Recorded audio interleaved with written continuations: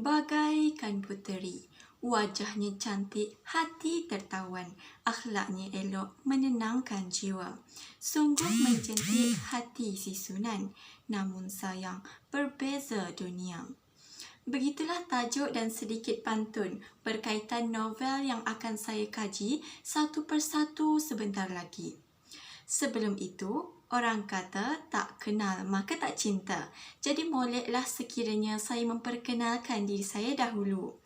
Nama diberi Tuan Farhana, menuntut ilmu di SMK Batu Kikir Model Khas Negeri Sembilan. Buku Bagaikan Puteri ini ditulis oleh seorang penulis tersohor di tanah air kita. Sebut sahaja nama Ramli Awang Mursyid, siapa yang tidak kenal? Anak kelahiran Sabah ini telah menerbitkan banyak karya yang menjadi pujaan peminat novel thriller Melayu seperti Tombiro dan Rahsia Perindu. Namun, pada hari ini, buku Bagaikan Puteri ini menjadi pilihan untuk saya kaji dan bicarakan. Buku ini diterbitkan oleh Alaf 21 Sendirian Berhad pada tahun 2005, mengandungi 576 halaman muka surat. Kita beralih kepada watak-watak utama dalam novel ini.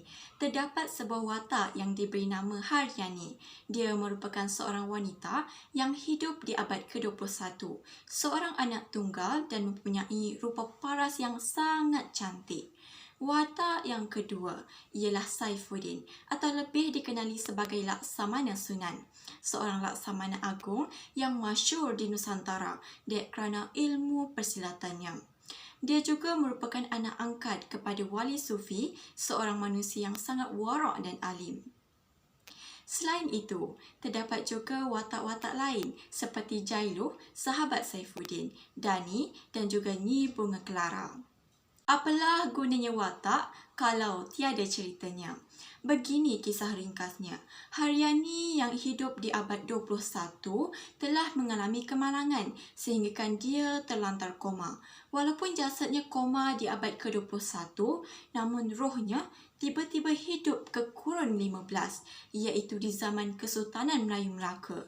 Di sini bermulalah kisahnya dalam mengenali dan mengikuti perjuangan Laksamana Sunan. Mereka menempuhi pelbagai konflik dan cabaran dalam perjalanan mereka. Sampai akhirnya mereka saling jatuh cinta. Akan tetapi, apabila Sunan sedar bahawa Haryani bukan dari alamnya, hatinya mula berbelah bahagi. Dia mengenangkan pesanan arwah bapa angkatnya bahawa keluarga Haryani sedang menantikannya di alam lagi satu.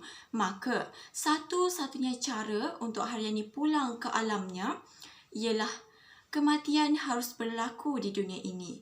Mana sanggup Sunan membunuh wanita yang bertahta di hatinya. Namun, takdir Allah itu adalah yang terbaik. Akhirnya, Haryani mati juga oleh kerana tusukan keris Nanggro Laksamana Sunan disebabkan sebuah peristiwa. Akhirnya, Haryani yang terlantar koma di abad ke-21 kembali sedar.